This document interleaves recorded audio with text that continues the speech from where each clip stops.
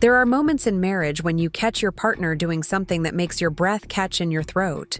Not necessarily something wrong, just something so completely unexpected that it shifts your entire understanding of who they are. For me, that moment came at 2:17 a.m. on a Tuesday night when I padded downstairs for a glass of water and found my husband David hunched over his laptop at our kitchen table, surrounded by legal documents and construction site photos that definitely weren't from his current projects. The blue glow of the screen illuminated his face in a way that made him look like a stranger. His fingers moved across the keyboard with the kind of urgent precision I'd only seen him use when something at work had gone seriously wrong. But this wasn't work, at least not the kind of work I thought I knew about. What I saw on that screen changed everything. Not just about my marriage, but about the man I'd shared a bed with for 10 years. The father of my 8-year-old daughter Emma. The guy who coached her soccer team and made pancakes shaped like dinosaurs every Sunday morning. Because sometimes, the person you think you know best is the person hiding the biggest secrets. And sometimes those secrets aren't just personal, they're dangerous. Before we jump back in, tell us where you're tuning in from. And if this story touches you, make sure you're subscribed because tomorrow, I've saved something extra special for you. My name is Sarah Mitchell, and until 5 years ago, I was a paralegal at Chen & Associates here in Millbrook, Oregon. I specialized in personal injury law and family court cases, which means I got really good at reading between the lines, spotting inconsistencies, and following paper trails that most people would miss. I thought I'd left that world behind when Emma started kindergarten, and I decided to become a full-time mom. Turns out, those skills never really leave you. They just lie dormant until you need them most. Millbrook is the kind of place where everyone knows everyone, where the biggest excitement usually comes from the annual Harvest Festival or when someone opens a new coffee shop downtown. It's a growing town, caught between its small-town roots and the suburban sprawl creeping in from Portland an hour away. New housing developments pop up every few months, and the construction industry here is booming. That's how David made his living as a foreman for Hendricks Construction, one of the most respected building companies in the area. Our life felt solid, predictable in the best possible way. David left for work every morning at 6:30, came home around 5:30 covered in sawdust and concrete dust, helped Emma with homework while I made dinner, and we'd all watch a movie or play board games before bedtime. Weekends meant soccer, games, grocery shopping, and working in the garden behind our 2-story house on Maple Street. It was comfortable, stable, normal. But normal has a way of hiding things, and comfort can make you stop paying attention to the details that matter. The first sign something was different came about 3 months ago, though I didn't recognize it as a sign at the time. David started staying up later, claiming he had paperwork to catch up on for upcoming projects.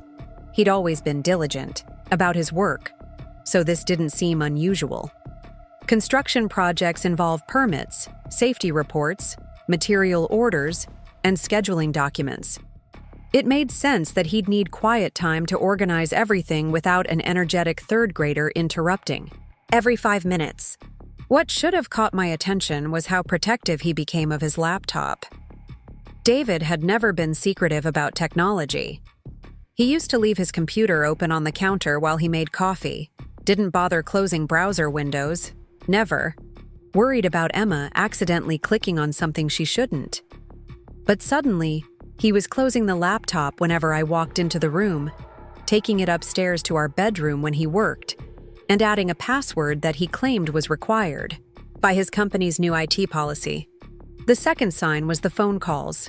Not more calls, but different ones. Instead of talking to his crew about delivery schedules or chatting with James Hendricks about project timelines, he started taking calls outside. He'd see an unknown number, glance at me and say something like probably a supplier before stepping onto the back patio or walking to his truck in the driveway. These conversations were always brief, always private, and always left him looking thoughtful in a way that seemed heavier than deciding between 2x4s or scheduling concrete pours. The third sign was Emma. Kids notice everything, even when adults think they're not paying attention.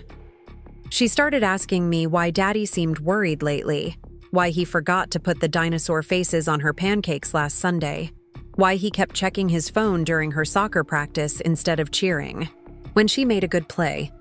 I found myself making excuses that I didn't entirely believe. Daddy's just busy with work, sweetheart. You know how important his job is. But the truth was, I was starting to wonder what exactly was keeping David so busy. Then came that Tuesday night, the moment that changed everything. I'd gone to bed around 10:30, read a few chapters of a mystery novel that seemed ironically appropriate in hindsight, and fallen asleep to the sound of David typing downstairs. I'm normally a deep sleeper, but something woke me just after 2 a.m.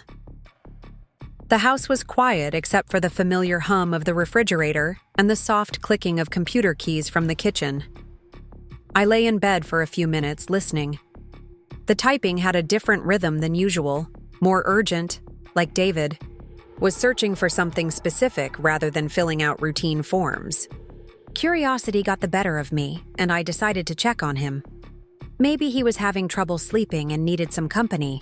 Or maybe he'd appreciate a cup of tea and a sympathetic ear about whatever work problem was keeping him up.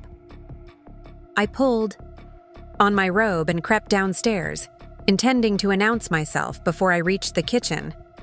But something about the intensity of his focus made me pause at the bottom of the stairs. David was completely absorbed in whatever he was doing, leaning forward with his elbows on the table, scrolling through what looked like legal documents.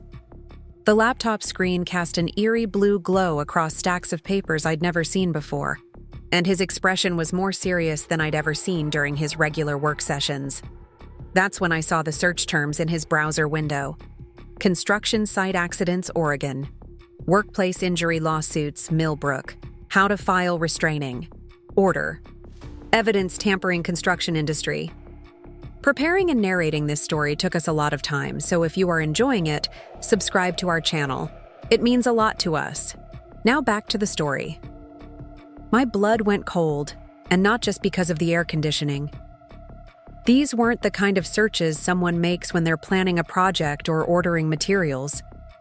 These were the kind of searches someone makes when they're either in serious trouble or trying to understand how serious trouble works. I stayed hidden in the shadows of the stairwell, watching as David opened folder after folder of documents. Some looked like official reports with letterheads I recognized from my paralegal days. Others appeared to be photographs, though I couldn't make out the details from my position.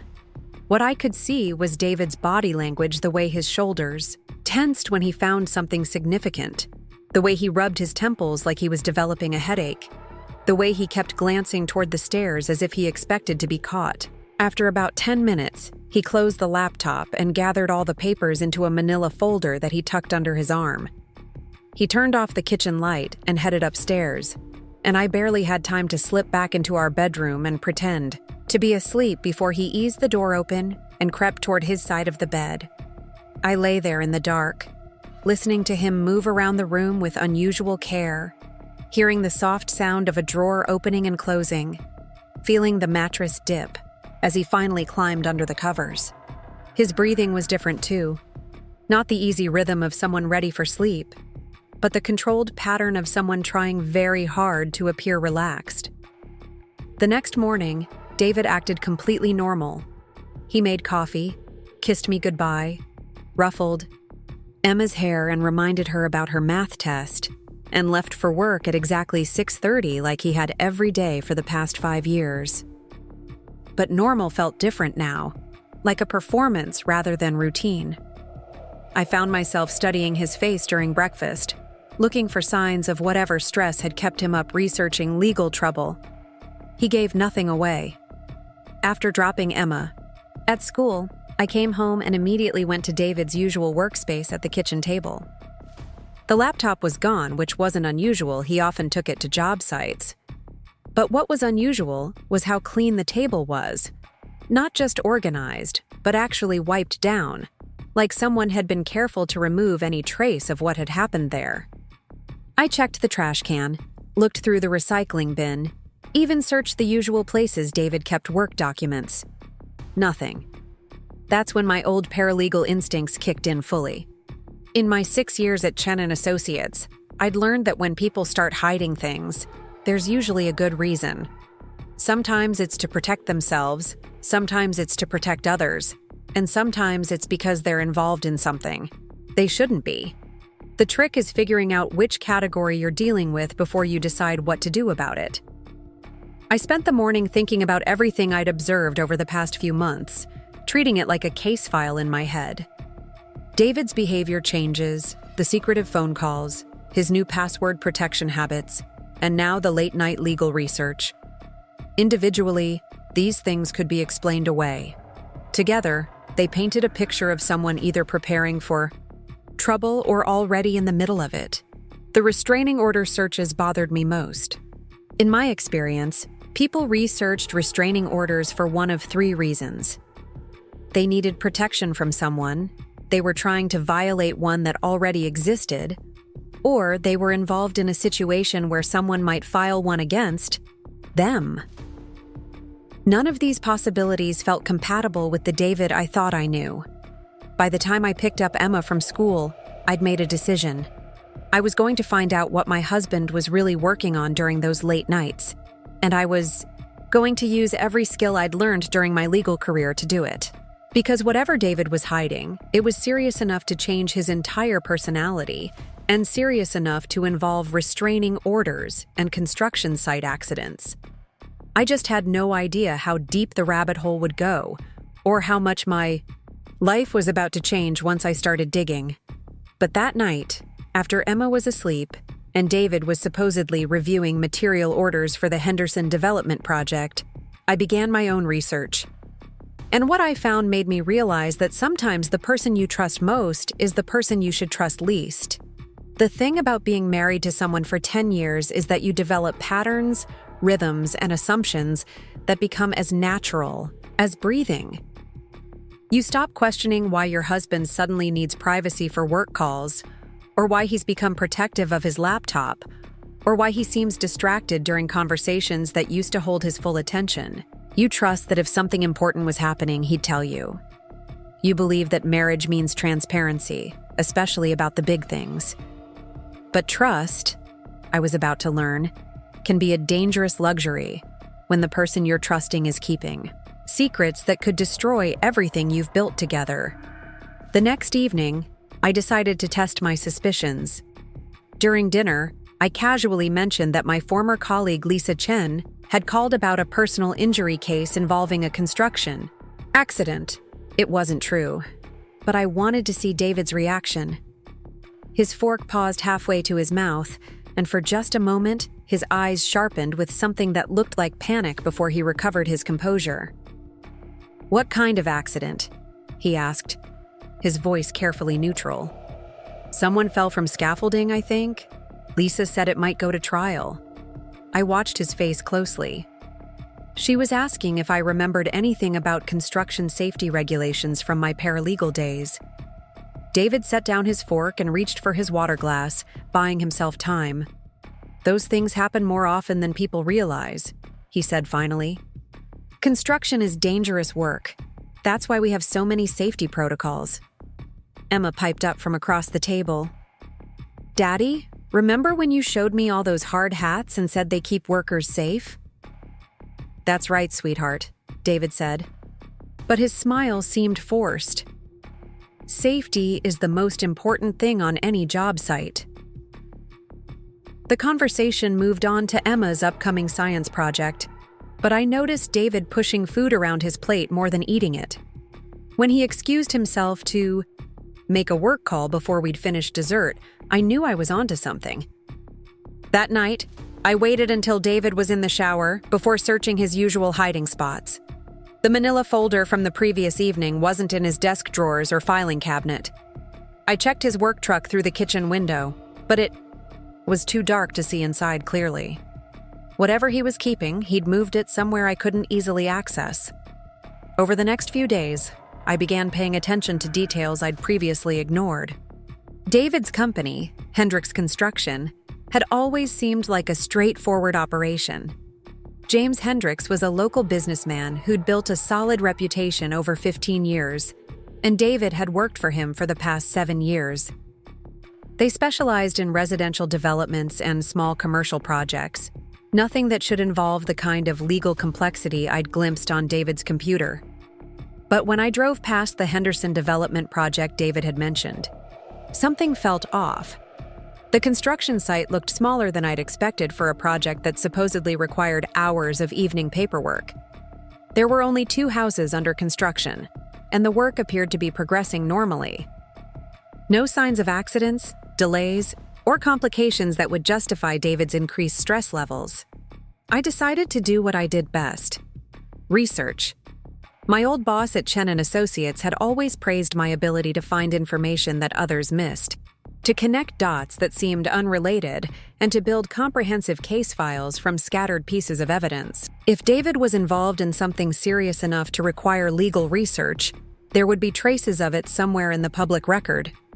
The Millbrook County Courthouse had computerized most of its records 5 years earlier, and I still remembered my login credentials from when I'd done research for the law firm.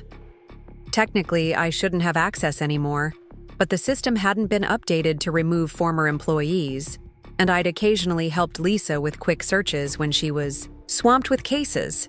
On Thursday morning, after dropping Emma at school, I drove downtown to the courthouse. The building was familiar territory from my paralegal days, and I nodded to several clerks who remembered me from my frequent visits.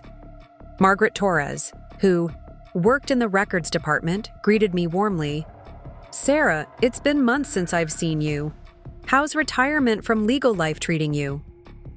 "It's hardly retirement, Maggie," I laughed. "Just a career change to full-time motherhood. I'm actually doing a little research for Lisa today. Nothing complicated." Maggie gestured toward the public access computers. "You know the drill. Let me know if you need anything." I settled at a terminal and began with basic searches. First, I looked up Hendricks Construction to see if there had been any recent legal filings involving the company. The results showed routine business licenses and permits, but nothing unusual. No lawsuits, no safety violations, no complaints filed with the county.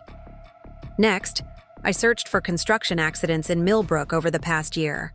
There had been a few minor incidents reported to OSHA, mostly involving small contractors and homeowners doing their own work. Nothing that involved Hendricks Construction or any of the major building companies in the area. Then I tried a different approach. I searched for restraining orders filed in the past 6 months, thinking that if David was researching them, he might be connected to one somehow. The list was longer than I'd expected, mostly domestic disputes and neighbor conflicts. I scrolled through the names, not recognizing most of them, until one entry made me stop. Rebecca Martinez had filed a restraining order against someone whose name was partially redacted in the public summary, but the case number indicated it involved workplace harassment. The filing date was 3 months ago, right around the time David's behavior had started changing. I made note of the case number and continued searching. The more I dug, the more questions emerged. I found references to several personal injury lawsuits against construction companies in neighboring counties, but none specifically naming Hendricks Construction. However, one case caught my attention because it involved a woman named Sandra Reeves who had been injured in a fall from improperly secured scaffolding. The incident had occurred 8 months ago, but the lawsuit had been filed only recently. What made this case interesting was the defendant, a company called Mountain View Development, which I'd never heard of.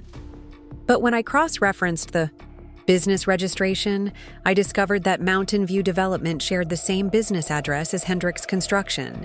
Either James Hendricks was operating under multiple company names, or there was some other connection I wasn't seeing. I spent 3 hours at the courthouse, building a timeline of events and taking careful notes. By the time I left, I had a list of case numbers, names, and dates that painted a picture of something more complex than simple construction projects gone wrong. There was a pattern emerging, but I needed more information to understand what it meant. That afternoon, I called Lisa from my car outside Emma's school. Sarah, what a surprise. How are you doing? I'm good, but I need a favor.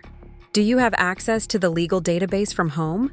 I need to look up some case files that might not be in the public record yet. Sure, but what's this about? Are you thinking of coming back to legal work?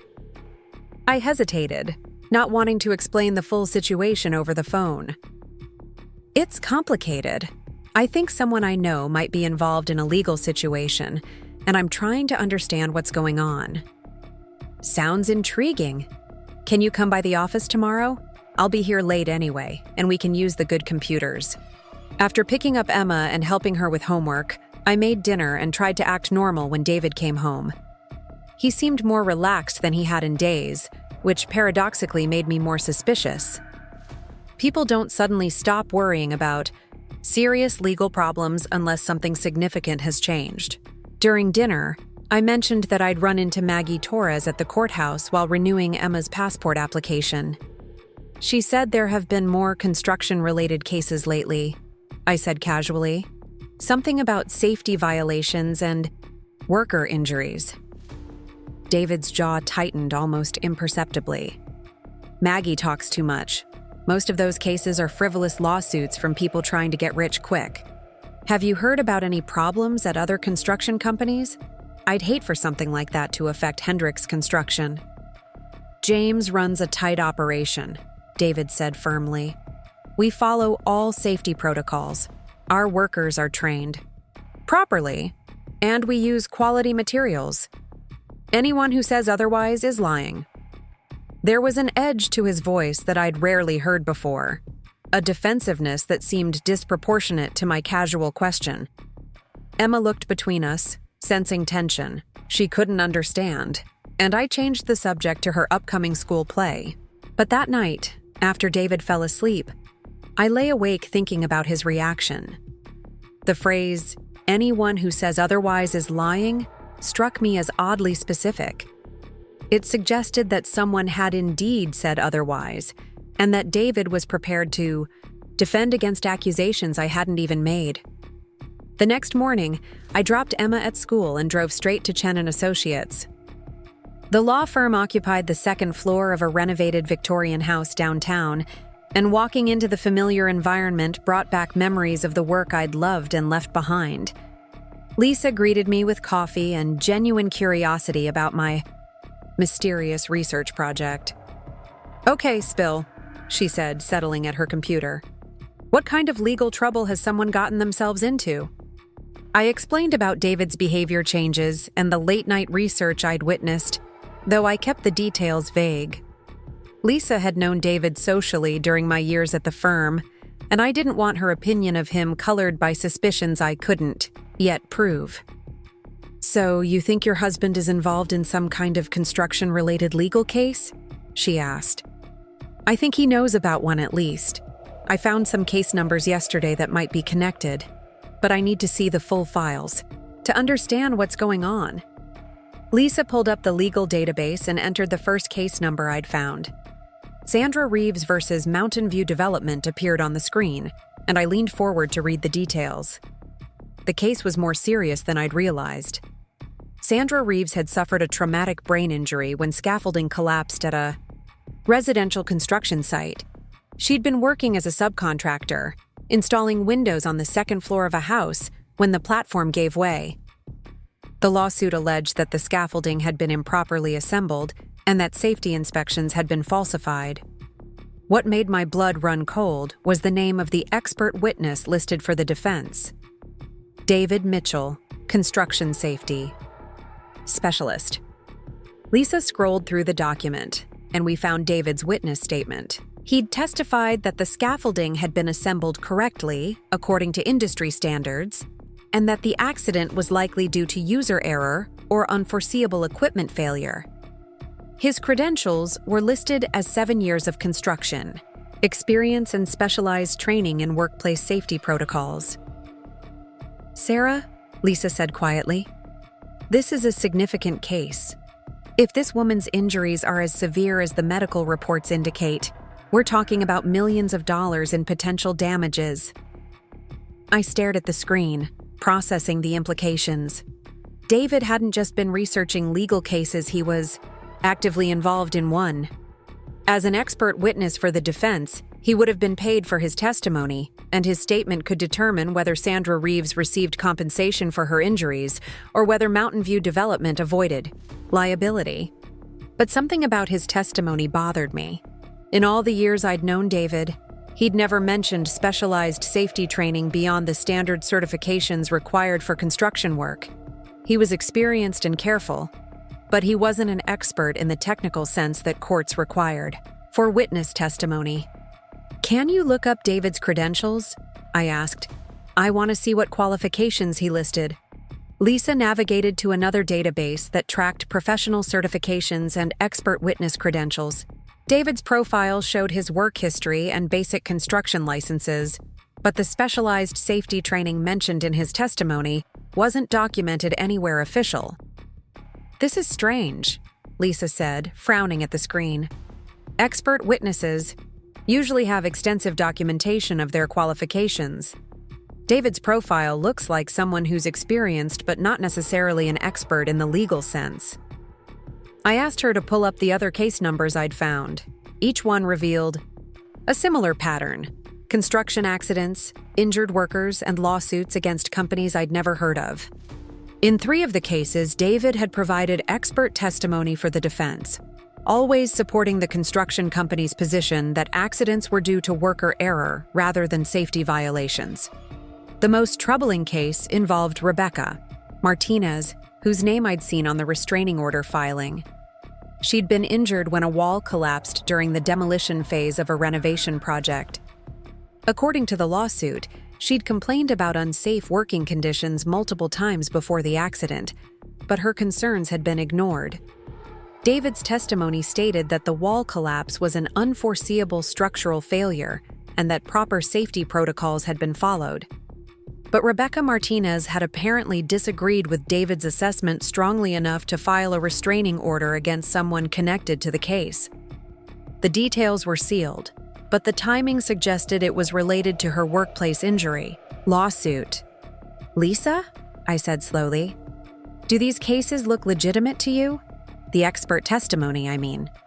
She studied the files more carefully, her expression growing serious. "Honestly, something feels off. Expert witnesses usually testify in their area of genuine expertise, and they're typically hired by law firms that specialize in construction litigation. But these cases all seem to involve the same small group of attorneys and the same construction companies." I asked her to search for the law firm representing Mountain View Development and the other companies David had testified for.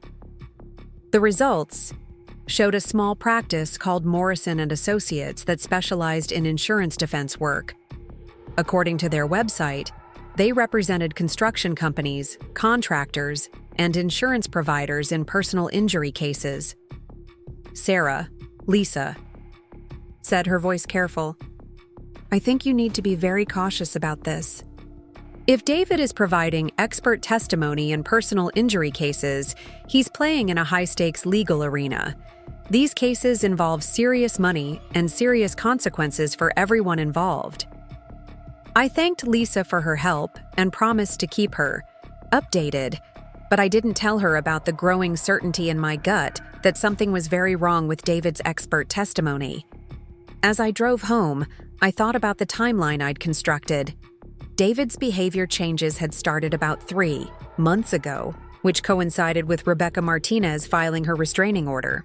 The late-night research, the secretive phone calls, the password protection on his laptop, it all pointed to someone who was either in trouble or expecting trouble. That evening, I watched David more carefully than ever. During dinner, he mentioned that he'd be working late on site inspections for the rest of the week, which would explain why he might not be home until after Emma's bedtime. But when I asked which sites he'd be inspecting, his answer was vague and included project names I didn't recognize. After David left for his supposed late inspection, I made a decision that felt both necessary and terrifying. I was going to find out exactly what my husband was doing during those evening hours, and I was going to discover the truth about his expert witness testimony. because the more I learned about David's legal involvement, the more convinced I became that the man I'd married wasn't the man I thought I knew. The woman who'd filed a restraining order against someone connected to these cases had done so for a reason. The workers who'd been injured in construction accidents deserved honest expert testimony, not statements designed to protect companies from liability. And if David was involved in something that compromised either of those principles, I needed to know what it was and what it meant for our family. That night, I began planning my own investigation. Not the legal research I'd been doing at the XI courthouse, but real detective work. I was going to follow David, document his activities, and find out where he really went during those late evening hours. Because sometimes the only way to uncover the truth is to stop trusting the person who's been hiding it from you. The irony wasn't lost on me that I was about to use the investigative skills I'd learned as a paralegal to investigate my own husband. But as I sat in our living room, surrounded by the comfortable life we'd built together, I realized that comfort built on lies isn't comfort at all. It's just a prettier version of quicksand, and the longer you stand still, the deeper you sink. Saturday morning arrived gray and drizzling, the kind of Pacific Northwest weather that makes everything feel subdued and contemplative. David seemed unusually energetic despite the gloomy sky, whistling while he made coffee and announcing that he needed to check on a project site but would be back in time for Emma's soccer game. "Which site?" I asked, buttering toast for Emma's breakfast. "The Morrison place," he said without hesitation. "We're behind schedule because of the rain delays, and James wants a progress report before Monday." I nodded casually, but mentally noted the name. Morrison could be connected to Morrison & Associates, the law firm I'd researched with Lisa. Either it was a coincidence, or David was becoming careless about keeping his stories straight. After he left, I spent the morning helping Emma with a school project about community helpers. As she worked on a poster about construction workers, complete with drawings of hard hats and safety equipment, I found myself studying her innocent artwork with new eyes. The world she was depicting, the world of honest workers building homes and keeping people safe, felt increasingly distant from the reality I was uncovering about her father's activities. At her soccer game that afternoon, David arrived exactly when he'd promised, cheering enthusiastically and acting like the devoted father everyone in our community knew him to be. But I noticed him checking his phone more frequently than usual, and twice he stepped away to take calls that he claimed were about scheduling changes for Monday's work. During halftime, while Emma and her teammates shared orange slices and sports drinks, I overheard David talking to another parent about construction. "Safety. The regulations are so strict now," David was saying. "Sometimes I think they make the job sites more dangerous because workers focus so much on paperwork instead of paying attention to what they're actually doing." The other parent, whose brother worked in construction, nodded sympathetically. "My brother says the same thing. Too many lawyers looking for someone to blame when accidents happen." "Exactly," David agreed. "Most of the time, accidents are just that, accidents. People get hurt because they make mistakes, or because equipment fails, not because anyone did anything wrong." I listened to this conversation with growing unease. David was essentially rehearsing the same arguments I'd seen in his expert witness testimony, but presenting them as casual opinions rather than professional conclusions. It felt like watching someone practice a performance, testing how their lines sounded to an unsuspecting audience. That evening, after Emma was in bed, David announced that he needed to work on some project estimates that were due Monday morning.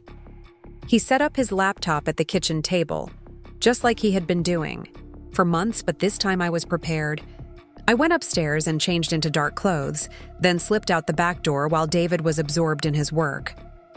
Our house backed up to a small wooded area that provided perfect cover for circling around to the street. I'd parked my car 3 blocks away earlier that evening, telling David I'd taken a walk to clear my head after the stress of Emma's busy day. From my car, I had a clear view of our driveway and David's truck. I felt ridiculous crouching in my own neighborhood like a private investigator, but I needed to know if David actually stayed home during these alleged work sessions, or if he was going somewhere else. At 9:47 p.m., David's truck backed out of our driveway. I waited until he reached the end of our street before starting my car and following at a distance. He drove through downtown Millbrook and turned onto Highway 18, heading away from any construction sites I knew about. I stayed several car lengths back, grateful for the light traffic that made it easier to remain inconspicuous. 20 minutes. Later, David pulled into the parking lot of a truck stop diner called Mel's Place, about 15 miles outside town. I parked at a gas station across the street and watched as he walked inside. Through the large windows, I could see him take a booth near the back of the restaurant. 5 minutes later, a white sedan pulled into the lot. A woman in a business suit got out and walked into the diner.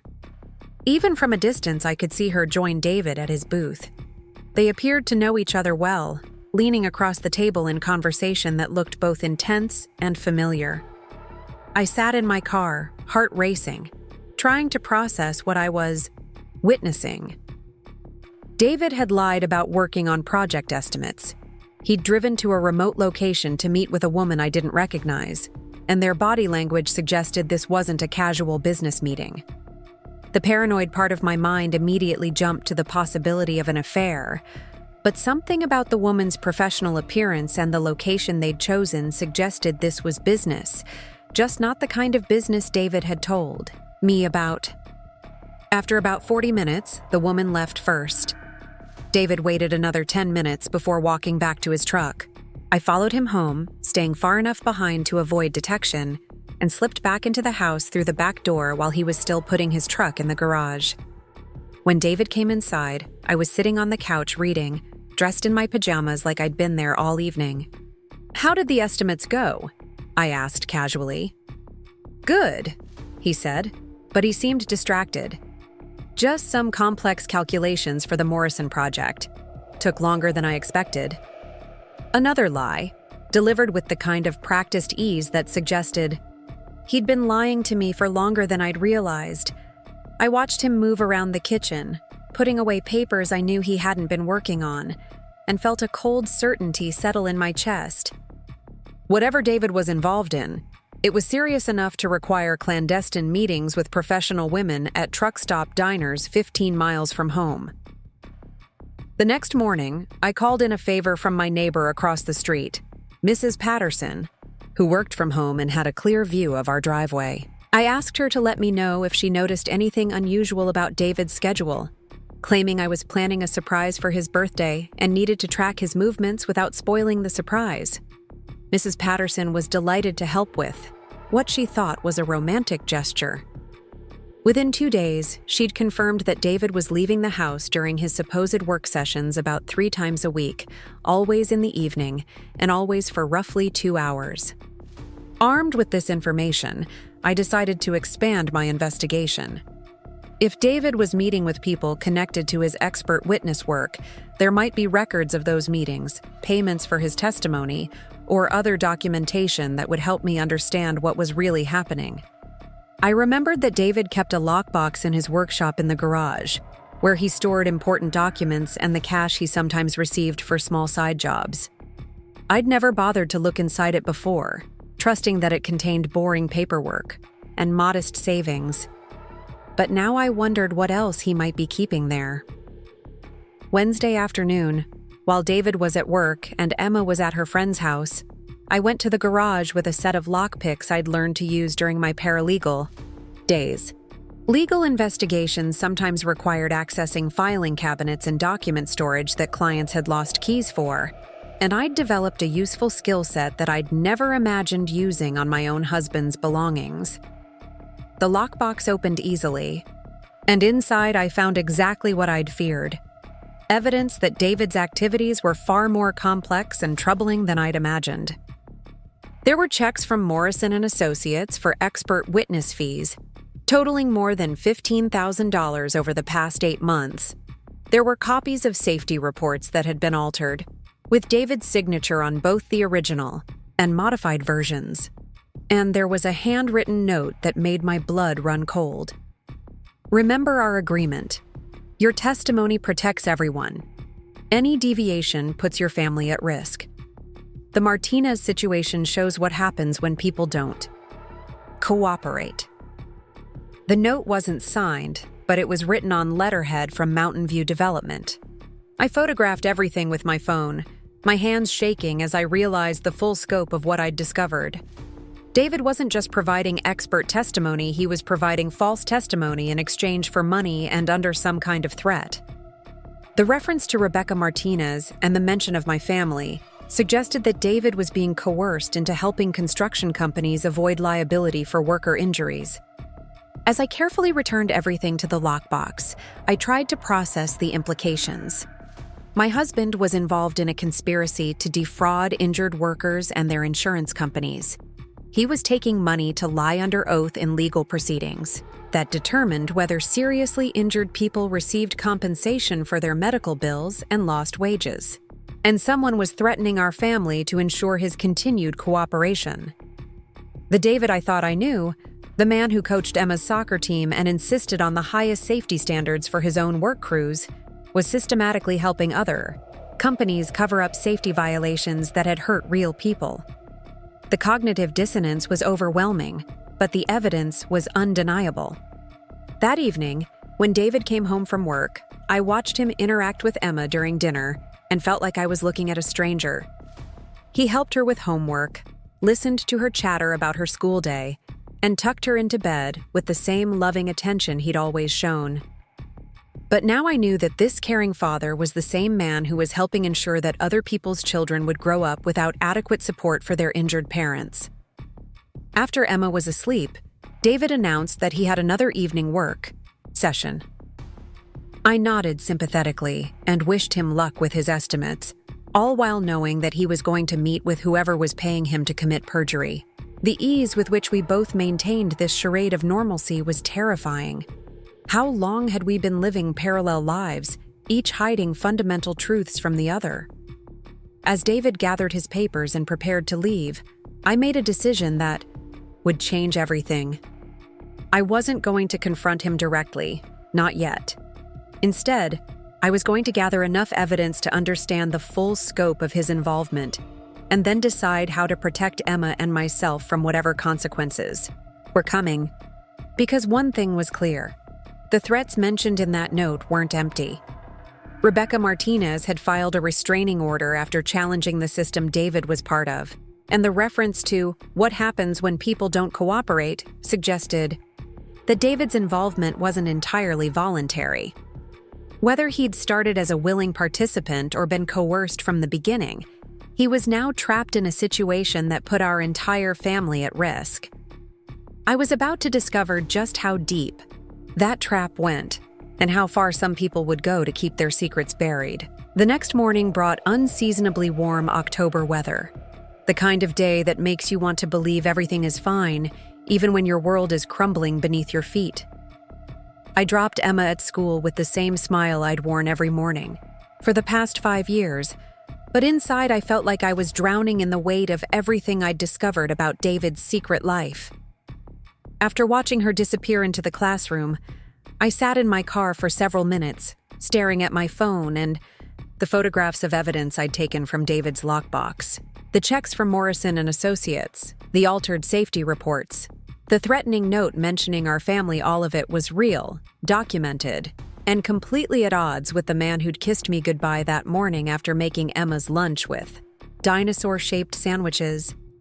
I drove home through familiar streets that suddenly felt foreign, past houses where neighbors lived normal lives with partners they actually knew. The irony wasn't lost on me that I'd spent 6 years as a paralegal helping other people navigate legal crises, yet I'd been completely blind to the fact that my own husband was committing federal crimes in our kitchen every evening while I watched television in the next room. The house felt different when I walked inside, like a stage set for a play I'd been unknowingly performing in for months. I moved through rooms that held 10 years of shared memories, David and I painting the nursery when I was pregnant with Emma, family movie nights on the couch, quiet conversations over morning coffee, and wondered how much of it had been real versus how much had been David's performance of being the man I thought I'd married. I needed to understand more about the web of lies and fraud he'd become entangled in, but I also needed to be careful. The note I'd found made it clear that David's cooperation wasn't entirely voluntary, and that our family was being used as leverage to ensure his continued participation. Any misstep on my part could escalate a dangerous situation into something even worse. I called Lisa at the law firm, claiming I needed to research some additional case files related to construction litigation. She was curious about my sudden interest in personal injury law, but I deflected her questions by suggesting I was considering a return to legal work now that Emma was more independent. "That would be wonderful," Lisa said warmly. "The firm has been so busy lately, and you were always our best researcher. When would you like to come in?" We arranged for me to spend Thursday afternoon at the office, which would give me access to databases and resources I couldn't reach from home.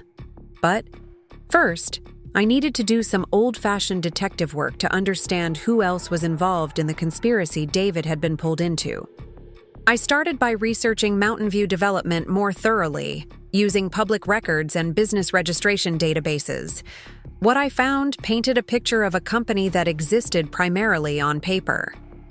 Mountain View Development had been incorporated 18 months ago with James Hendricks listed as the registered agent, but it had no physical office address beyond a post office box. The company had been involved in 5 construction projects during its brief existence, and every single one had resulted in serious worker injuries and subsequent lawsuits. The pattern was too consistent to be coincidental. Mountain View Development appeared to be a shell company designed to take on high-risk construction projects, collect insurance payments, and then declare bankruptcy or dissolve if lawsuits became too expensive. Meanwhile, the real profits flowed back to the actual decision-makers who remained protected from legal liability. James Hendricks's involvement explained how David had been recruited into the scheme. As David's boss and a respected member of the local business community, James was perfectly positioned to pressure employees into cooperation while maintaining plausible deniability about any illegal activities. I cross-referenced the injured workers from Mountain View development projects with the expert witness testimony David had provided. In every case, David's statements had been crucial in limiting the company's liability. His testimony had prevented Sandra Reeves from receiving full compensation for her traumatic brain injury. It had reduced the settlement for a man whose back was permanently damaged when unsafe scaffolding collapsed. It had protected the company from criminal charges when a worker nearly died from electrical injuries caused by code violations. Each case represented a real person whose life had been changed by preventable workplace accidents, and David's false testimony had ensured they received minimal compensation for their suffering. The human cost of his actions was staggering, but what made it even worse was the realization that he'd become skilled at this deception. His witness statements were technically sophisticated, carefully worded to appear credible while systematically undermining the injured workers' claims. That afternoon, I drove to the main branch of the county library, where I could research newspaper archives and public records without leaving a digital trail that might be traced back to me. If David was being monitored or threatened, I couldn't risk having my investigation discovered before I understood the full scope of the danger we were facing. The newspaper archives revealed additional details about the injured workers and their families. Sandra Reeves had been a single mother working multiple jobs to support her teenage daughter when the scaffolding accident left her with permanent cognitive damage. The reduced settlement she'd received barely covered her medical bills, let alone her lost earning capacity or her daughter's college expenses. Rebecca Martinez, the woman who'd filed the restraining order, had been an experienced carpenter with 20 years in the construction industry.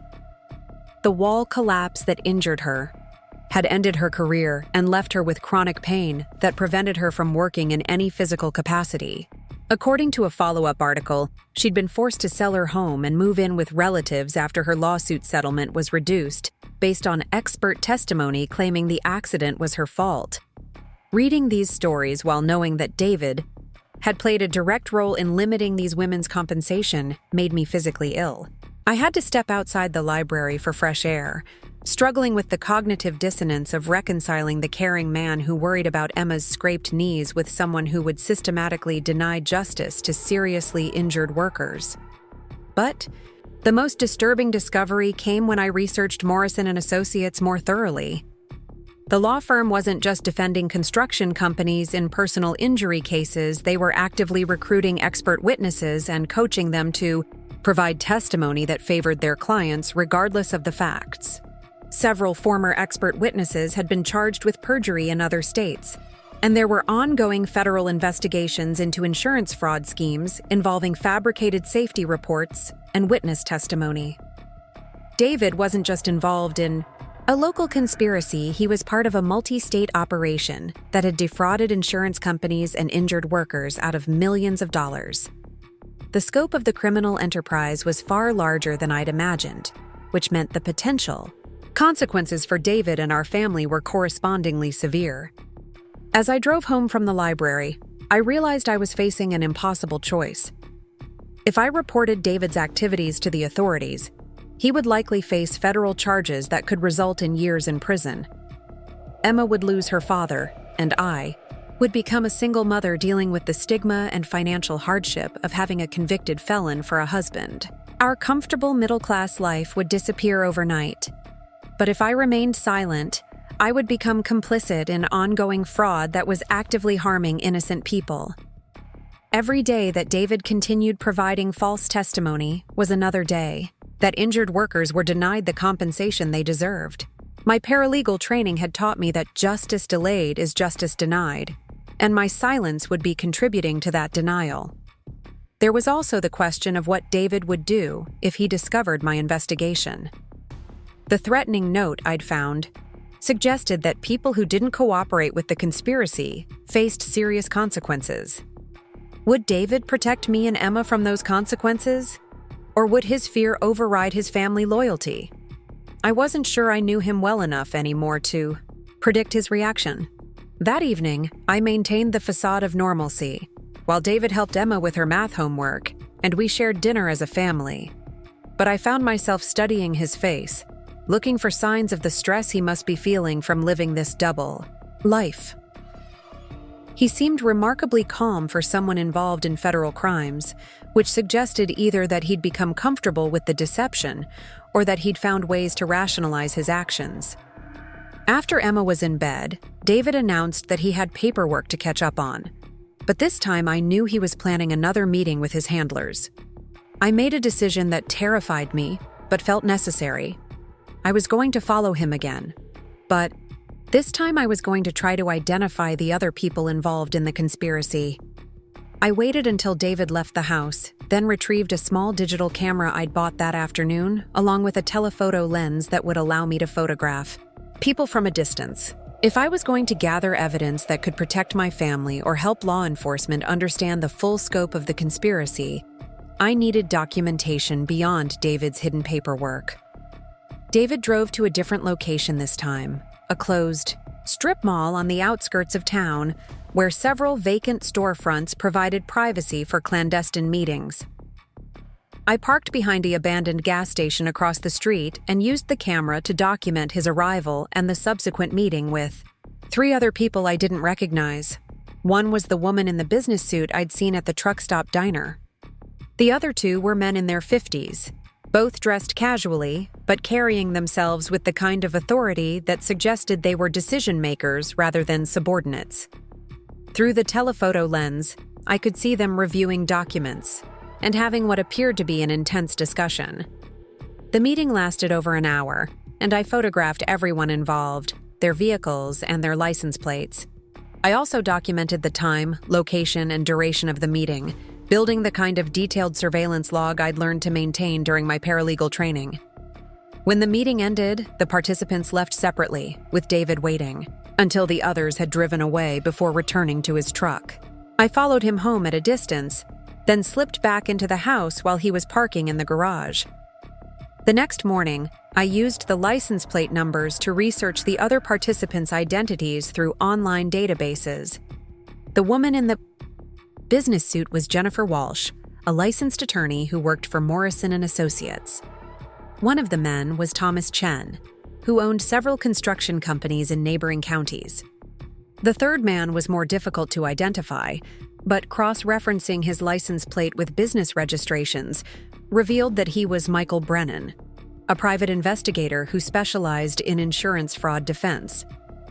The presence of a private investigator at the meeting was particularly troubling, as it suggested that the conspiracy included active surveillance and intimidation of people who might threaten their operation.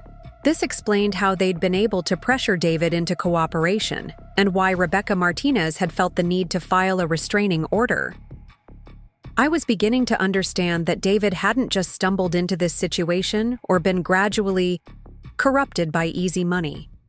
He'd been deliberately recruited, assessed for his vulnerabilities, and then systematically coerced into participation through a combination of financial incentives and threats to our family's safety. The question was whether David was a willing participant who'd been seduced by the money, or a victim who'd been trapped by circumstances beyond his control.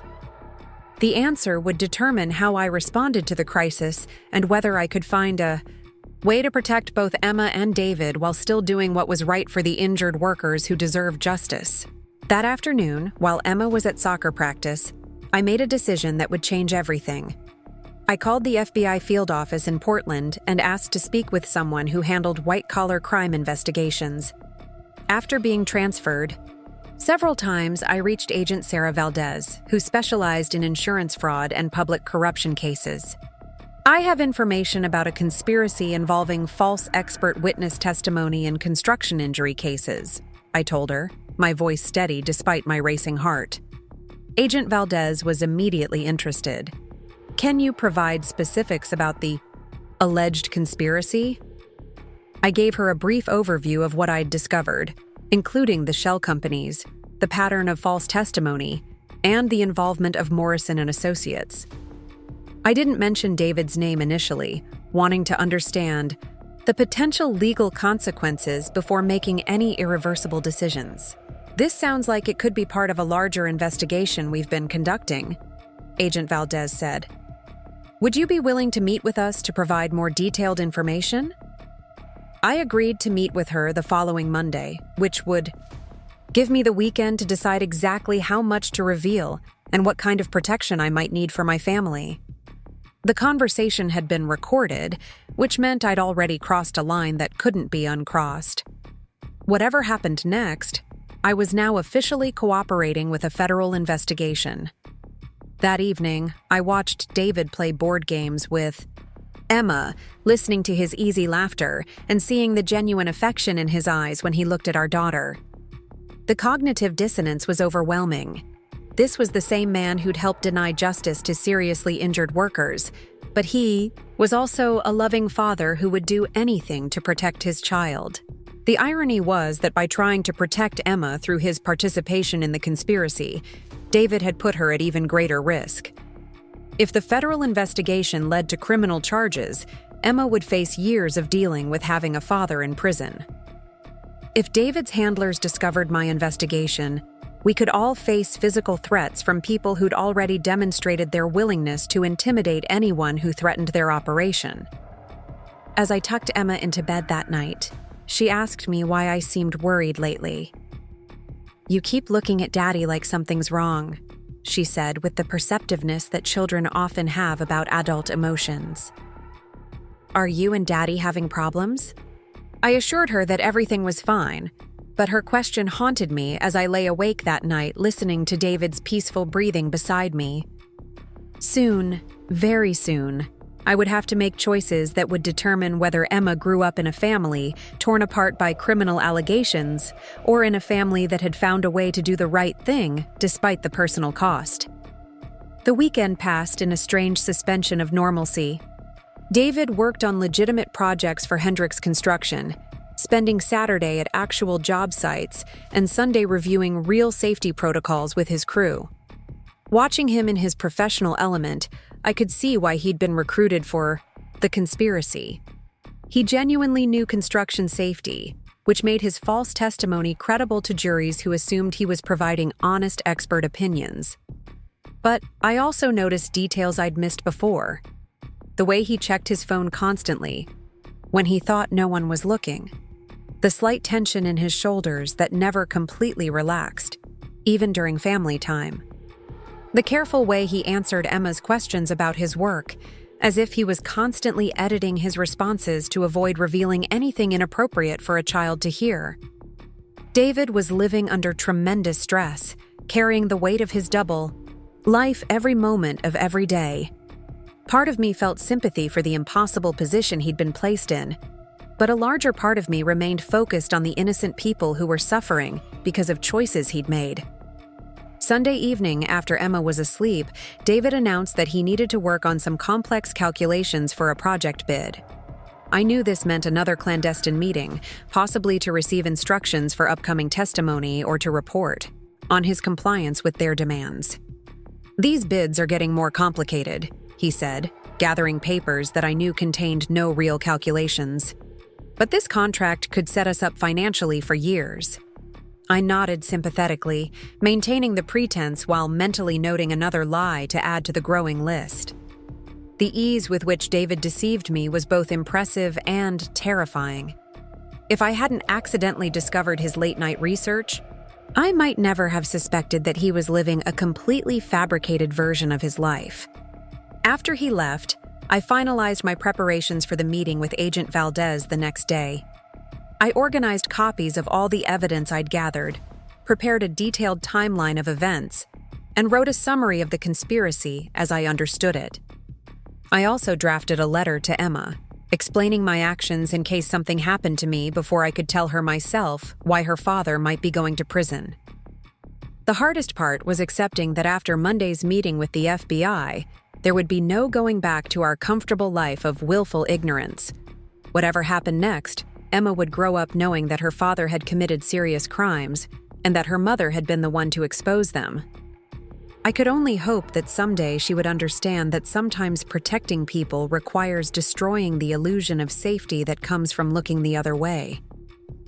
As I sat in our living room, surrounded by evidence of David's crimes and preparing to betray the man I'd promised to stand by for better or worse, I realized that this was what justice actually looked like in the real world. It wasn't clean or comfortable or emotionally satisfying.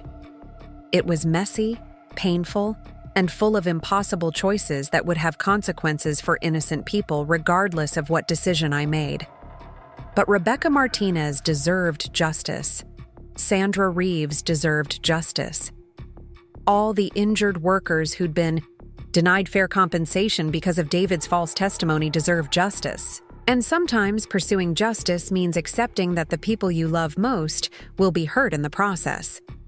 Tomorrow, I would walk into an FBI field office and provide evidence that would likely destroy my marriage and change my daughter's life, forever. But I would also be taking the first step toward ensuring that no more workers would be victimized by the conspiracy David had become part of.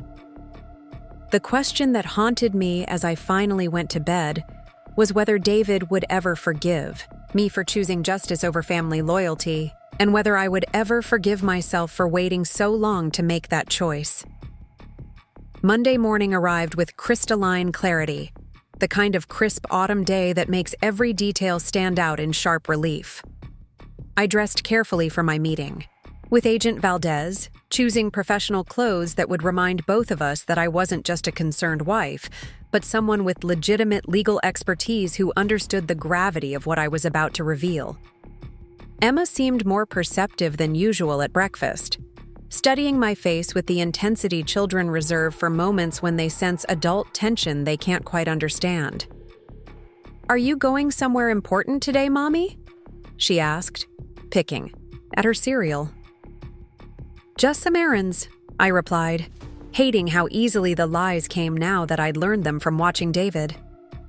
Mrs. Patterson is going to pick you up from school and take you to her house until Daddy or I can get you. David barely looked up from his coffee and morning newspaper, but I noticed his shoulders relax slightly when I mentioned having childcare arrangements. It occurred to me that he might be relieved to know Emma would be safely away from home if something went wrong with whatever activities he had planned for the evening. After dropping Emma at school, I drove downtown to the Federal Building where Agent Valdez had agreed to meet me. The 30-minute drive gave me time to rehearse what I would say and to steel myself for the irrevocable step I was about to take. Once I handed over evidence of David's crimes to federal investigators, there would be no protecting him from the consequences of his choices. The FBI field office occupied several floors of a modern glass building that could have housed any corporate headquarters. Agent Valdez met me in the lobby, a woman in her early 40s with graying hair and the kind of direct gaze that suggested she'd heard every possible variation of lies and half-truths in her career. "Mrs. Mitchell," she said, extending her hand. "Thank you for coming in. I know this isn't easy." She led me to a small conference room where another agent, Detective Brooks from the Millbrook Police Department, and an assistant prosecutor from SAO, the U.S. Attorney's Office, were waiting. The presence of so many law enforcement officials made the meeting feel more serious than I'd anticipated, but it also reassured me that they were taking the conspiracy seriously. "Before we begin," Agent Valdez said, "I want you to understand that anything you tell us today may be used in ongoing investigations and potential prosecutions. You're not under suspicion at this time, but if you've been involved in any illegal activities, you should consider having an attorney present." I assured her that I hadn't been involved in any crimes and that I was prepared to provide full cooperation. Then I began laying out everything I'd discovered about David's involvement in the expert witness fraud conspiracy. I started with the timeline of behavioral changes I'd observed, then moved through the evidence I'd found in his lockbox, the surveillance I'd conducted of his clandestine meetings, and the research I'd done into the pattern of false testimony and fraudulent claims. I provided copies of the checks from Morrison & Associates, photographs of the altered safety reports, and the threatening note that mentioned our family. The law enforcement officials listened without interruption, occasionally taking notes or asking clarifying questions. When I finished my presentation, the room was quiet for several moments. "Mrs. Mitchell," the prosecutor said finally, "what you've described aligns with intelligence we've been developing about a multi-state insurance fraud ring. Your husband appears to be a key witness in cases that have cost insurance companies and injured workers millions of dollars." Agent Valdez opened a thick file folder. "We've been investigating Morrison & Associates and their network of expert witnesses for 18 months. Your information fills in significant gaps in our understanding of how they recruit and control their cooperating witnesses." She showed me surveillance photographs from their investigation, including images of David at meetings I hadn't witnessed and documents that revealed the full scope of the conspiracy. The operation extended far beyond Millbrook, involving dozens of expert witnesses, multiple law firms, and construction companies across Oregon, Washington, and Northern California. "The good news," Detective Brooks said, "is that your husband appears to be a victim of coercion rather than a willing participant. The threatening note you found, combined with the timeline of his recruitment, suggests he was pressured into cooperation through threats to your family's safety. However," the prosecutor added, "being coerced doesn't eliminate legal liability for perjury and fraud. Your husband has committed serious federal crimes, regardless of his motivations." I asked about the potential consequences David would face if he were charged and convicted. The prosecutor explained that expert witness fraud carried penalties of up to 20 years in federal prison, though actual sentences depended on factors like cooperation with investigators, the amount of financial damage caused, and whether defendants accepted responsibility for their crimes. "There is another option," Agent Valdez said carefully. "If your husband were willing to cooperate fully with our investigation, including wearing recording devices and testifying against the leaders of the conspiracy, We might be able to recommend reduced charges or even immunity in exchange for his cooperation. The idea of David becoming an undercover agent for the FBI was both terrifying and hopeful. It would mean continued danger for our family, but it might also provide a path toward redemption that didn't involve years in federal prison. How would that work? I asked. Your husband would continue participating in the conspiracy while gathering evidence for us, Agent Valdez explained. He'd record conversations, document meetings, and help us understand the full structure of the organization. It would be dangerous, and it would require him to maintain the deception with people who've already demonstrated they're willing to use violence to protect their interests. Detective Brooks leaned forward. But it would also mean that instead of being prosecuted as a defendant, your husband would be helping us prosecute the real criminals, the people who recruited him and threatened your family. I asked about protection for Emma and myself if David agreed to cooperate. The agents explained that witness protection might be necessary depending on how the investigation unfolded, but they would do everything possible to maintain our safety while David gathered evidence. The first step, the prosecutor said, is determining whether your husband is willing to cooperate. We'll need to approach him carefully, since his handlers may be monitoring his communications and activities. We spent another hour discussing logistics and safety protocols. The agents would need to arrest David on preliminary charges to provide cover for why he might suddenly be cooperating with law enforcement. They would then present him with the choice between facing trial as a defendant or working as a cooperating witness to bring down the conspiracy.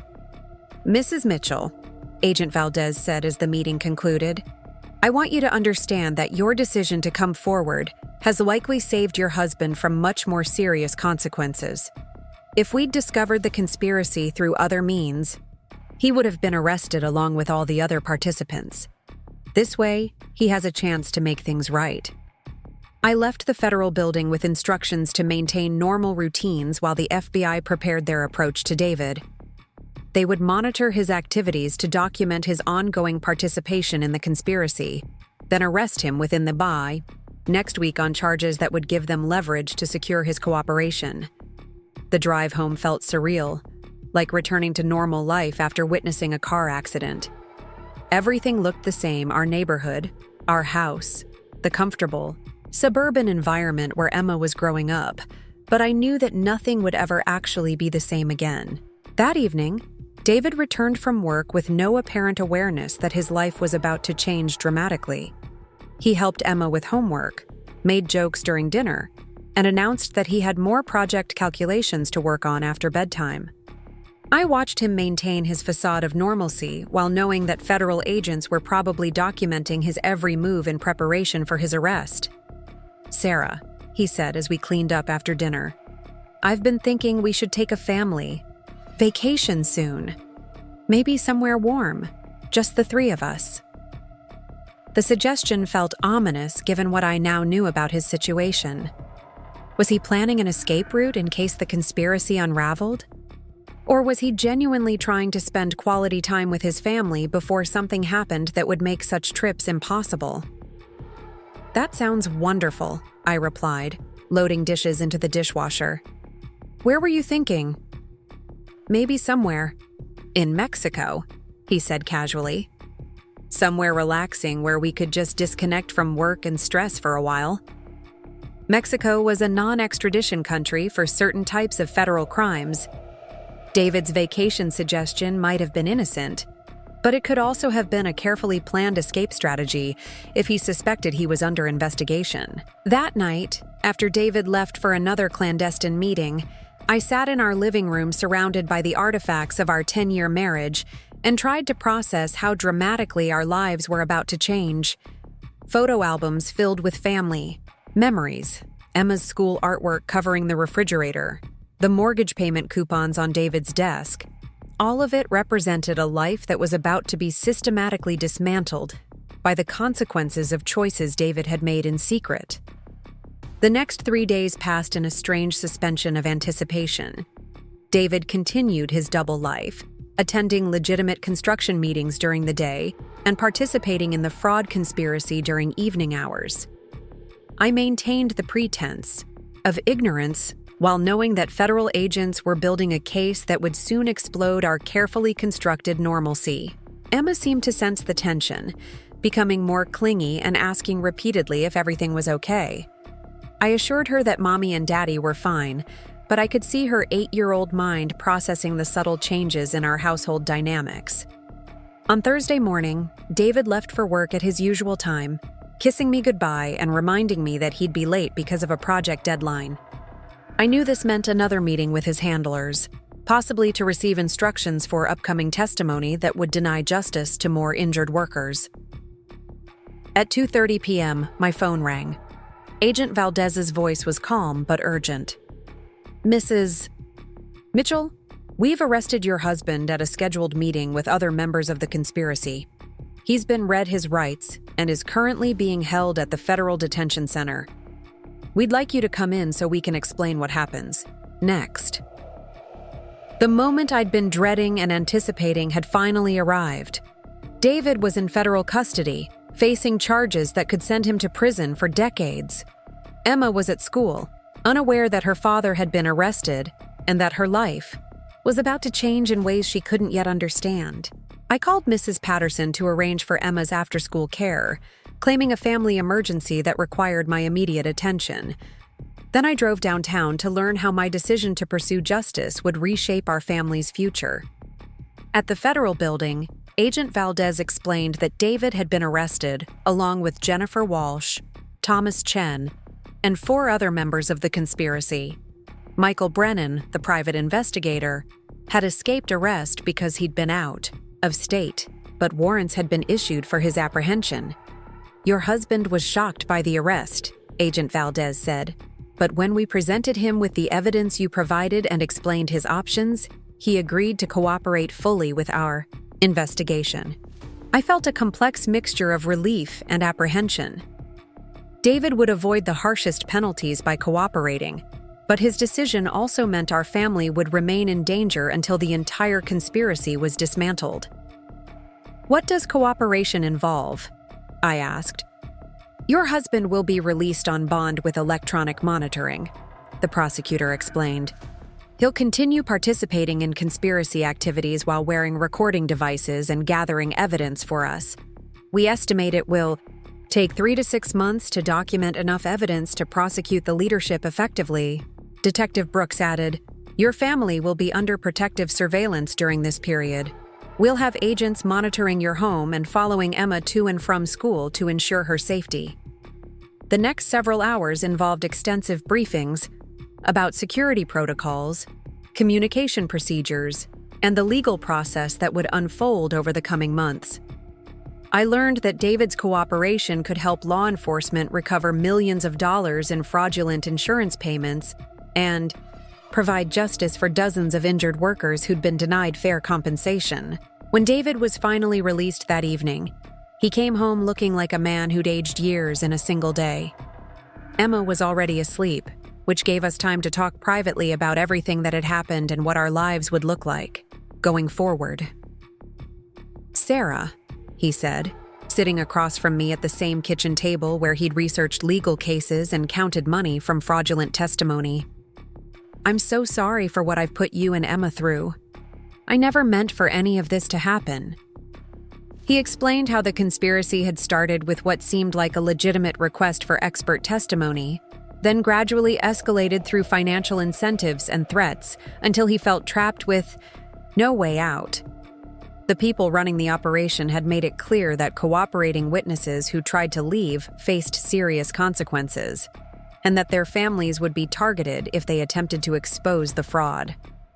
"I kept telling myself I was protecting you and Emma," he said, his voice breaking, "but I was actually putting you in more danger by staying involved." I told him about my investigation, the evidence I'd gathered, and my decision to contact the FBI. He was initially hurt that I'd gone behind his back, but he gradually came to understand that my actions had likely saved him from much worse consequences. "If the FBI had discovered the conspiracy without your cooperation," he said, I would have been arrested as a defendant with no opportunity to make things right. You probably saved my life." Over the following months, David worked with federal investigators to gather evidence against the conspiracy's leadership. He recorded conversations, documented meetings, and provided detailed information about how the organization recruited expert witnesses and pressured them into providing false testimony. The investigation revealed that the fraud ring had operated for over 5 years, stealing millions of dollars from insurance companies and denying fair compensation to more than 200 injured workers. The leaders had used a sophisticated network of shell companies, corrupt attorneys, and intimidated expert witnesses to systematically defraud the workers' compensation system. Emma gradually learned about her father's situation through age-appropriate explanations that emphasized his role as someone helping police catch bad people rather than someone who had been bad himself. She struggled with the disruption to our family routines and the constant presence of federal agents, but she adapted with the resilience children often show in difficult circumstances. The legal process concluded 8 months later with guilty pleas or convictions for 17 members of the conspiracy.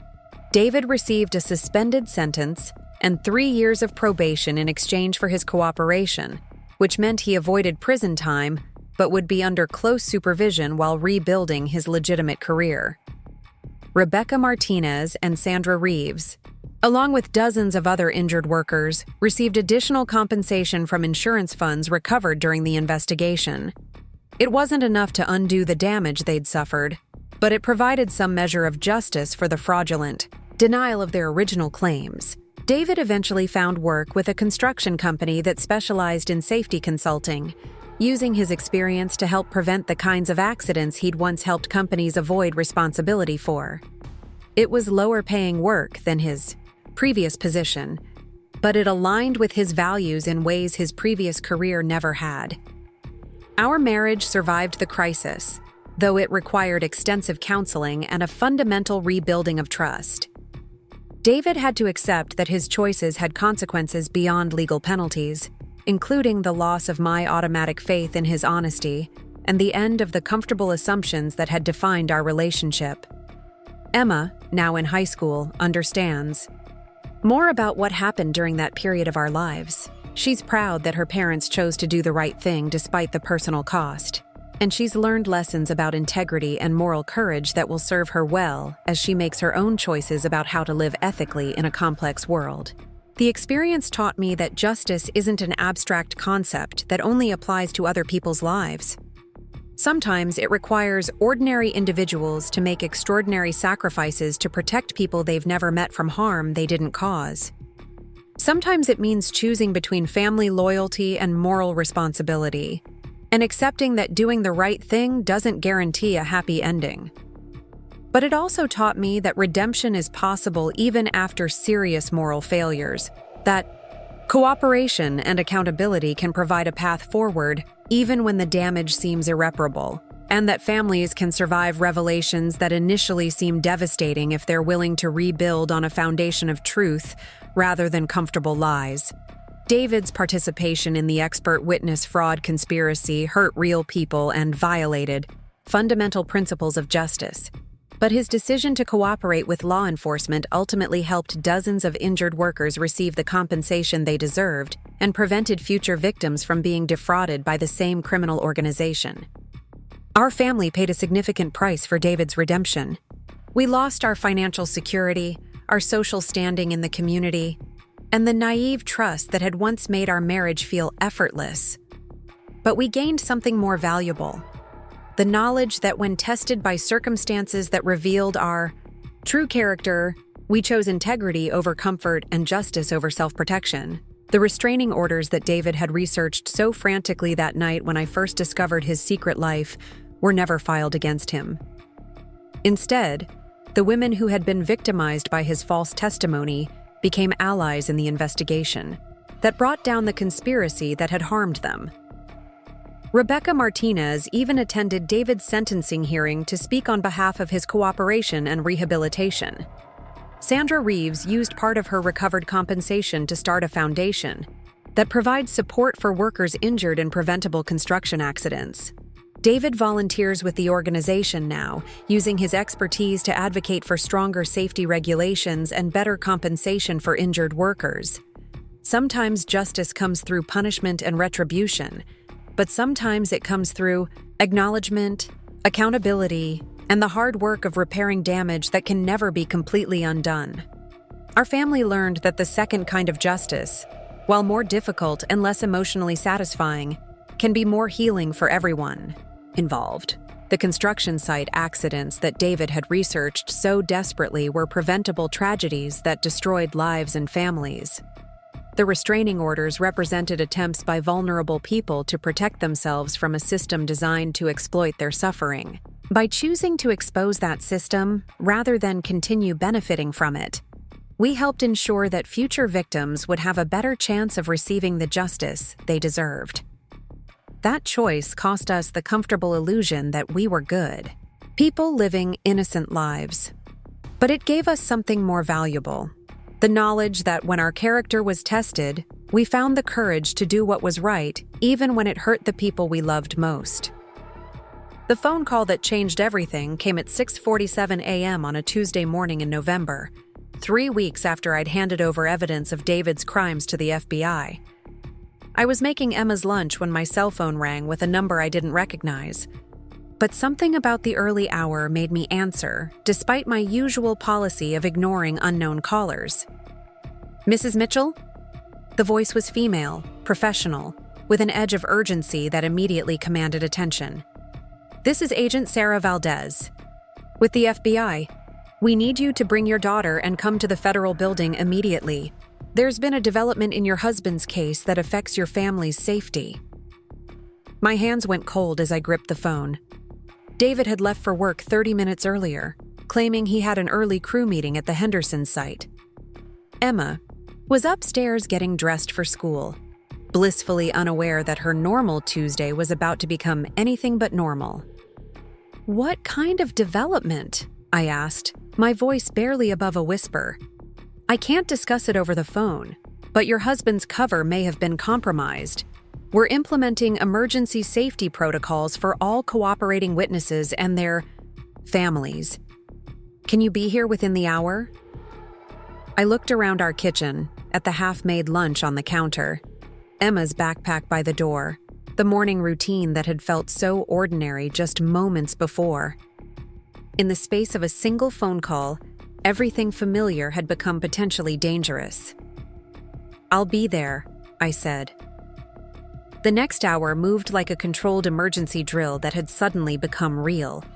I called Emma's school to report a family emergency, helped her pack a bag with clothes and favorite toys while inventing a story about visiting relatives, and drove downtown with my daughter asking increasingly worried questions I couldn't answer honestly. "Mommy, why do we have to leave so fast? Is Daddy okay? Are you okay?" "Everything's fine, sweetheart," I lied, watching the rearview mirror for signs of surveillance like Agent Valdez had taught me during our security briefings. "We just need to take a little trip while Daddy finishes some important work." The federal building, Agent Valdez met us in the lobby with Detective Brooks, and a woman I didn't recognize who introduced herself as Marshal Jennifer Torres from the U.S. Marshals Service. The presence of witness protection officials made my stomach drop, because it meant the situation was more serious than emergency protocols for a temporarily compromised investigation. Emma stayed in a child-friendly waiting room with a deputy marshal while the adults explained what had happened overnight. Michael Brennan, the private investigator who'd escaped the initial arrests, had been captured in Seattle attempting to board a flight to Mexico. During his interrogation, he'd revealed that the conspiracy's leadership had discovered David's cooperation and were planning retaliation against our family. "Brennan had photographs of your house, Emma's school schedule, and detailed information about your daily routines," Agent Valdez explained. "He was working with Thomas Chen's brother, who wasn't part of our initial arrests, to organize intimidation tactics that would force your husband to stop cooperating." Detective Brooks opened a folder containing surveillance photos that made my blood freeze. Someone had been watching Emma's soccer practices, documenting my trips to the grocery store and tracking David's movements to and from legitimate construction sites. We'd been living under observation for weeks without realizing how exposed we were. The good news, Marshal Torres said, is that we intercepted the threat before any action was taken. The bad news is that your identities are now known to people who have both the motivation and resources to harm your family. She explained that David was already in protective custody, having been arrested at his supposed work site that morning as part of the emergency protocol. The arrest was designed to look like law enforcement had discovered his cooperation independently, which would provide cover for why he could no longer gather evidence for the investigation. Your options, Marshal Torres continued, are temporary, relocation until the remaining conspiracy members are arrested, or entry into the Federal Witness Protection Program if we determine the threats are long-term. Temporary relocation meant spending weeks or months in a safe house under assumed names, while law enforcement rounded up the remaining suspects. Witness protection meant permanently leaving our lives in Millbrook, taking new identities, and starting over in an unfamiliar location where Emma would grow up as someone other than Emma Mitchell. I asked about the timeline for making this decision and was told we had until the end of the week. David's cooperation had already provided enough evidence to prosecute the conspiracy's leadership, but his continued safety depended on ensuring that the people who wanted revenge against him could never find our family. Emma took the news about leaving home with the resilience children often show in crisis situations, but I could see the confusion and fear in her eyes as I tried to explain why we needed to stay in a hotel for a while and why Daddy wouldn't be coming home right away. "Is Daddy in trouble?" she asked that night as I tucked her into the unfamiliar bed in our secure hotel room. "Daddy helped some bad people get caught," I said carefully. "And now we need to stay somewhere safe while the police make sure the bad people can't hurt anyone else." "Are we going to live here forever?" The question that had been haunting me since the morning's revelations hung in the air between us. How do you explain to an 8-year-old that the life she's known, the friends she's made, the school she attends, and the community she's grown up in might all have to be left behind because of choices her father made before she was old enough to understand what integrity meant? "I don't know yet, sweetheart," I told her honestly. "But whatever happens, we'll be together as a family, and we'll be safe." Over the next 3 days, while Emma attended a temporary school program designed for children in witness protection, I met with federal officials to understand our options and their long-term implications. David was brought to the secure facility under heavy guard to participate in these discussions, and seeing him in handcuffs and a prison jumpsuit made the reality of our situation more concrete than any briefing could have. He looked exhausted, older, and carried himself with the posture of someone who'd accepted that his choices had consequences he couldn't control or mitigate. But when he saw Emma through the reinforced glass of the family meeting room, his face lit up with the same love and tenderness I'd fallen in love with 10 years earlier. "Princess," he said, his voice thick with emotion, "I'm so sorry this is happening. None of this is your fault, and I need you to know that everything Mommy and I are doing is to keep you safe." Emma pressed her small hand against the glass, separating them. "When can you come home, Daddy?" David looked at me over her head, and I saw him struggling with how much truth a child could handle. "It might be a while," he said finally. "But I love you more than anything in the world, and I'm working very hard to make sure we can all be together again soon." The decision about witness protection came down to a simple calculation. Was Emma's safety worth more than her sense of identity and belonging? Federal officials presented statistics about families who'd successfully transitioned to new lives under witness protection, but they also acknowledged the psychological cost of permanently severing connections to extended family, friends, and community. Marshal Torres was honest about what witness protection would mean for Emma specifically. "Children adapt better than adults to new identities," she said, "but they also grieve longer for the connections they've lost. Emma would grow up safe. But she might always feel like something important was missing from her life. David and I spent hours weighing options that all involved significant sacrifices. Temporary relocation would allow us to eventually return to Millbrook, but it would also mean living with ongoing security concerns and the possibility that revenge-motivated individuals might resurface years later. Witness protection would provide permanent safety, but it would mean Emma could never contact her grandparents, her best friends, or her favorite teacher again. The breakthrough came when Agent Valdez informed us that the investigation had expanded beyond the original conspiracy. David's evidence had revealed connections to similar fraud rings in 12 other states, leading to a massive federal operation that was dismantling expert witness fraud networks across the country. Your husband's cooperation has become the cornerstone of the largest insurance fraud investigation in the Bureau's history, she explained. The people who wanted to hurt your family are now facing federal charges that will put them in prison for decades. The immediate threat to your safety has been eliminated. This development changed our options significantly. Instead of permanent relocation, we could return to Millbrook under ongoing protective monitoring while David completed his cooperation with the expanded investigation. Emma could finish the school year with her friends, and our family could begin rebuilding our lives without completely abandoning our community.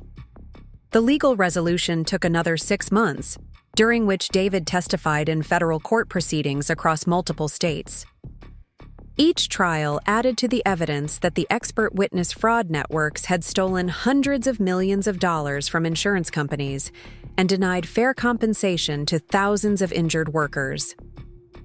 Rebecca Martinez attended one of the trials, where David testified about how he'd been recruited and coerced into providing false expert testimony. Afterward, she approached me in the courthouse hallway. "I wanted to thank you," she said quietly. "I know your family paid a price for exposing what happened to me and the others. Your husband's testimony is going to help a lot of people get the justice they deserved." Her words meant more than any official recognition could have because they came from someone who'd been directly harmed by David's false statements. Hearing her acknowledge that his cooperation was helping rather than just protecting him validated the difficult choices we'd made about prioritizing justice over family convenience. Sandra Reeves also reached out during this period, not to express gratitude, but to invite David to speak at a conference for injured workers about the systemic fraud that had victimized them. She wanted survivors to hear directly from someone who'd participated in denying their claims, but who was now working to prevent other families from experiencing similar injustices. David's speech at that conference marked a turning point in his rehabilitation and our family's healing. He spoke honestly about how financial pressure and threats had led him to compromise his values. But he also accepted full responsibility for choosing to participate rather than seeking help from law enforcement when he was first approached by the conspiracy. "I told myself I was protecting my family," he said to an audience of people whose lives had been damaged by his false testimony. "But I was actually putting them in greater danger by becoming part of a criminal organization."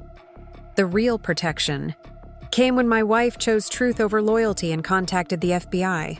Emma, now 9 years old, attended that conference and heard her father publicly acknowledge his mistakes and commitment to making amends.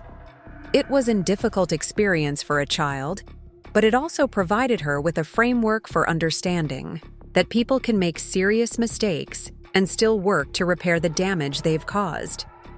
The financial consequences of David's legal troubles meant significant changes to our lifestyle. We sold our house to pay legal fees and moved to a smaller, rental property across town.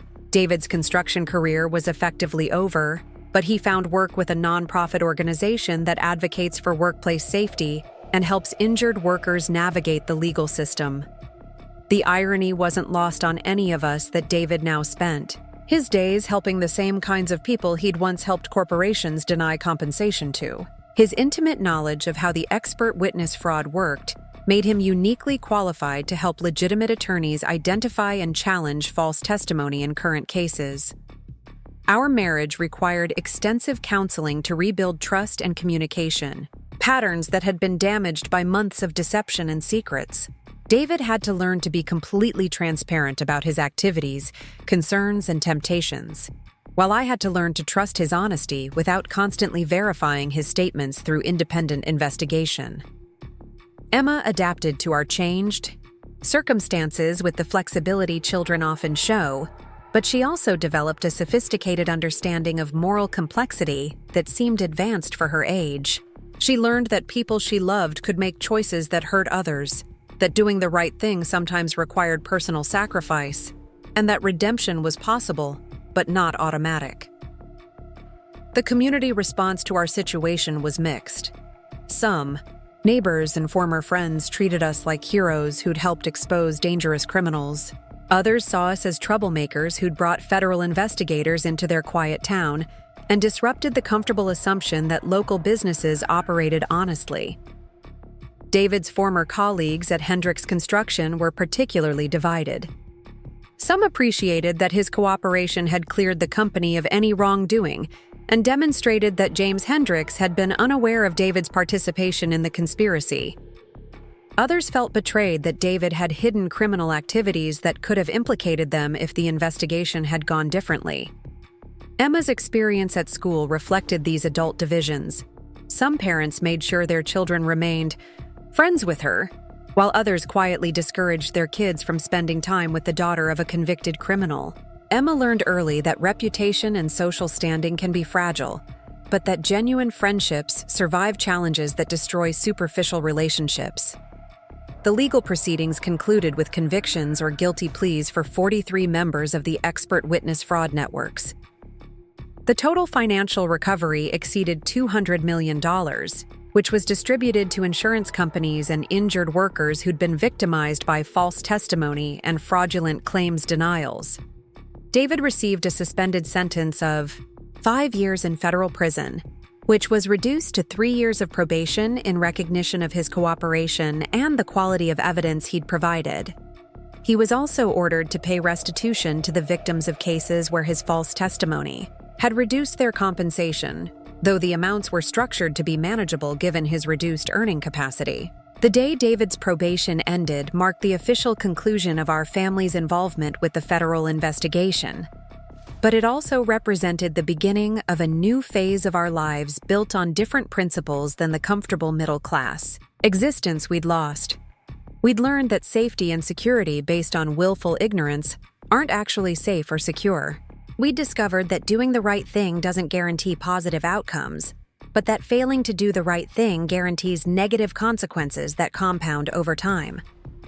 We'd experienced firsthand that justice is messy, incomplete, and often painful for everyone involved, but that it's still preferable to injustice. Emma, now in middle school, volunteers with the foundation that Sandra Reeves started for injured workers. She helps organize fundraising events and occasionally speaks to groups about how workplace accidents affect entire families, not just the people who are injured. Her perspective as someone whose family was harmed by the system designed to help injured workers gives her a unique voice in advocacy efforts. David's work with the nonprofit has evolved into a position where he travels around the country training attorneys and investigators to identify expert witness fraud. His insider knowledge of how the conspiracies operate has helped law enforcement prevent millions of dollars in additional fraud and ensure that legitimate injured workers receive fair compensation. I eventually returned to legal work, joining a firm that specializes in workers' compensation cases and insurance fraud investigation. My experience with David's situation gave me insights into how these conspiracies function and how families cope when someone they love becomes involved in white-collar crime. The house on Maple Street where we'd lived during the comfortable years of our marriage was sold to a young family who painted over Emma's height marks on the kitchen door frame and planted new flowers in the garden where David had taught her to recognize different types of plants. Sometimes I drive past and wonder what secrets that family keeps from each other, and whether they'll handle their inevitable crises better than we initially handled ours. Our current life is smaller in terms of material comfort, but larger in terms of meaning and purpose. We live in a modest apartment where Emma has learned to appreciate experiences and relationships more than possessions. David and I have built a marriage based on complete honesty rather than comfortable assumptions, which is more work but also more genuine than our previous relationship. The restraining orders that David had researched so frantically during those late nights never materialized, because the people who'd been threatening our family were in federal prison before they could act on their intentions. But the research itself had been a cry for help that I'd been too trusting to recognize until it was almost too late. Emma asks sometimes whether we would have been better off if I'd never discovered David's secret activities, if we'd continued living our comfortable life while he participated in denying justice to injured workers. It's a question that haunts me, because the honest answer is that our personal lives might have been easier, but other families would have continued suffering while we enjoyed the benefits of willful ignorance. The construction site accidents that had drawn David into the conspiracy continue to happen, because construction work is inherently dangerous, and some companies prioritize profits over worker safety. But now there are fewer opportunities for those companies to avoid responsibility through fraudulent expert testimony, and more resources available to help injured workers get the compensation they deserve.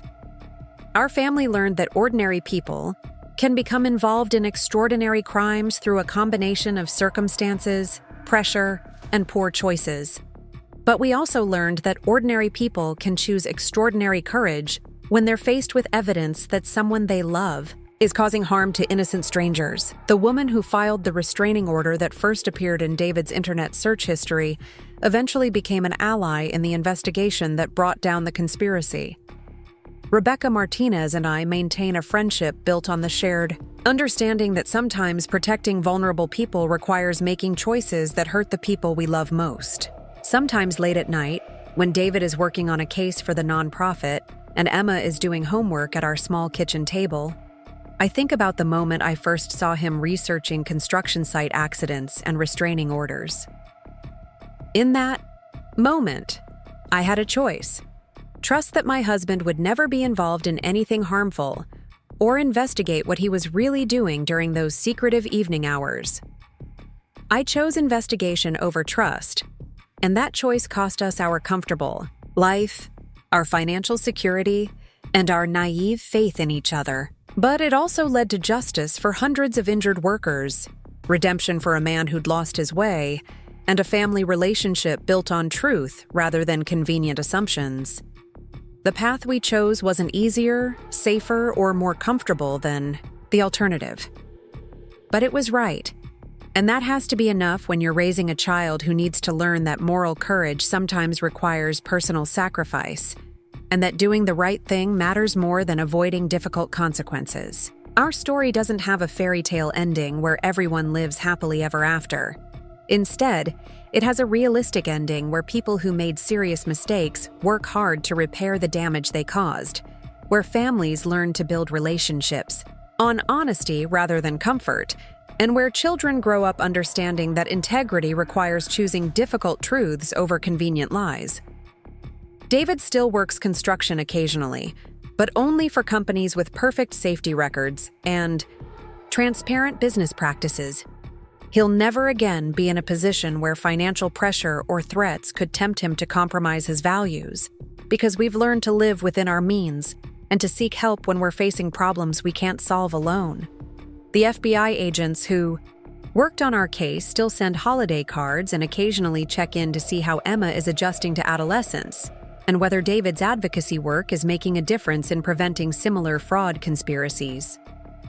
They've become unlikely friends who understand our family's journey in ways that our neighbors and extended family never will. Emma is now old enough to understand that her father was once a criminal who helped hurt innocent people, but she's also old enough to see that he's spent years working to make amends for those choices.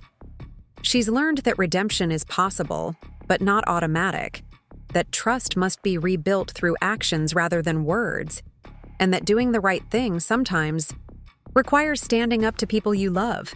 Our family survived the revelation that someone we trusted was living a secret life that harmed others.